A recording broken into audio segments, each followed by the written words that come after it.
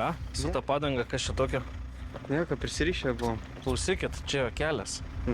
Ne aikštelė, neuždavė teritoriją. BMW vairuotojas paaiškina, kas čia nutiko. Vaikinai pramogavo su automobiliu tampydami pririštą padangą, ant kurios sėdi draugas. O tupintis bagažinėje įsimintinas akimirkas filmavo telefonu. Parodyk, ką nufilmavai.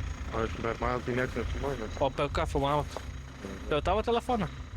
Per telefoną. Vaizdo įraše emocijos liejasi per kraštus.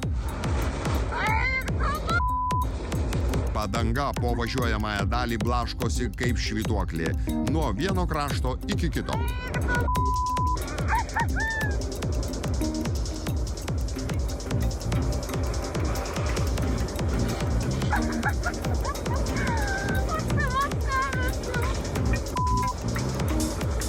Laimiai, kad jaunuolis nekliudė kelkraštyje stovėjusių betoninių stulpelių ar kokio stambaus po sniegu pasislėpusio akmens.